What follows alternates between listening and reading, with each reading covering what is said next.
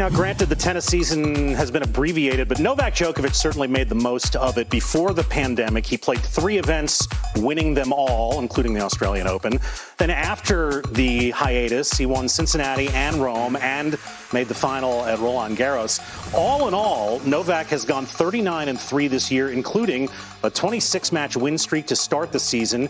He's won 4 titles. He's clinched the year-end #1 for the 6th time, which ties him with Pete Sampras for the most ever. And as we welcome you back to TC Live, let's start with that particular achievement by Novak, because I know we normally measure greatness by, how many Grand Slam titles have you won? But where does that fit as a big-time achievement to win the year-end #1 6 times?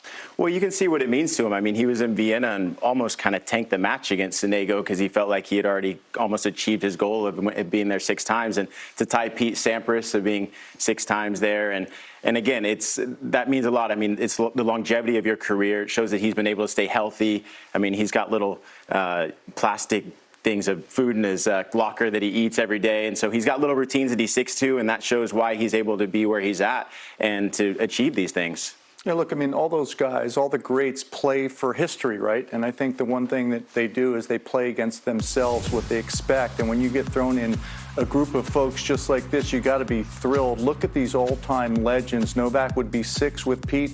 One little caveat, as our boss downstairs, Mark Huska, knows that I'll keep talking about.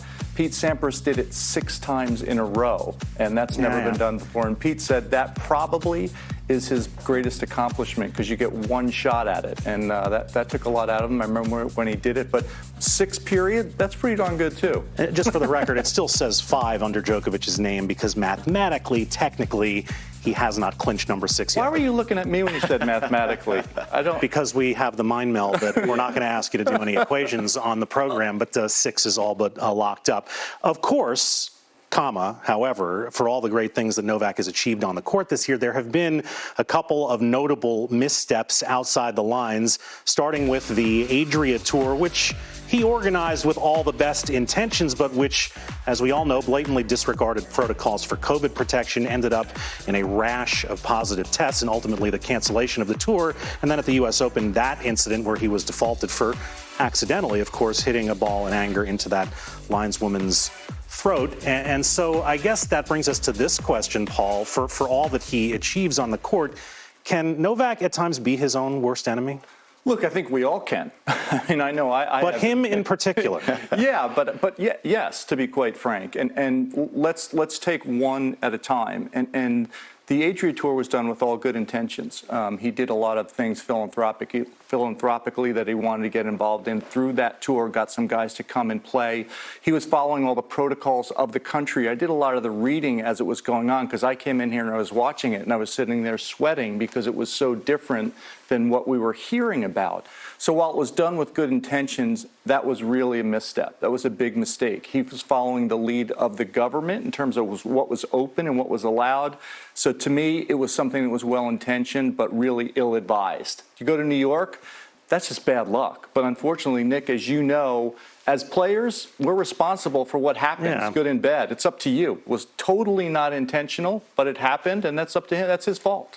Yeah, I mean, I don't know. I feel like he wanted to kind of show the ATP that we could still play tennis, we could have crowds, the players could play, and I felt like, as you said, it was just a big misstep. I mean, I think the players were obviously happy to be there, happy to be on the court, happy to make some money, but again, COVID is a real thing, and he was kind of acting like it wasn't present. And so there we were. Yeah, the incident at the U.S. Open was bad luck, but it was also done by a guy who should know better, that if you hit a ball blindly, that it could hit somebody and result in your default. But I wanted to bring up one other thing that has happened with Novak this year outside the lines, and that is his spearheading the PTPA, the new labor union, or something that approximates a labor union. And we're not here to discuss whether it's a good idea or a bad idea. But Paul, for a guy who's world #1, who's trying to chase history in this sport, does he need that headache on his plate too? I'll look at it 2 ways. Pretending I would be his coach, I would be like, stay away from that. That's the last thing you want to get involved with because he has so much to look forward to in terms of what he's trying to accomplish. As you mentioned, that's the first thing.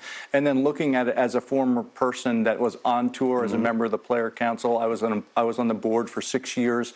I know all the complexities of it. It's a very difficult environment. But to do it then and start it now at this juncture, there, I think that's a mistake. And the way they did it, they kind of came out without giving a whole blueprint of how it was going to work. So it was kind of, they just threw it out there, and then everyone's like, well, what are we going to do? And it didn't really have a lot of stages that were included and enough information. So it's been a bumpy road. Yeah, and as players, I mean, there's still not enough information for a lot of us to buy into it. I mean, obviously, we want another voice for players and whatnot, but we don't have enough information. So, you know, and especially right now, he's trying to chase the most Grand Slams in history. So, you know, right now, you should be focusing on that, in my opinion, and that other stuff can take care of itself. All right, we'll see Novak in about 10 days at the ATP Finals in London.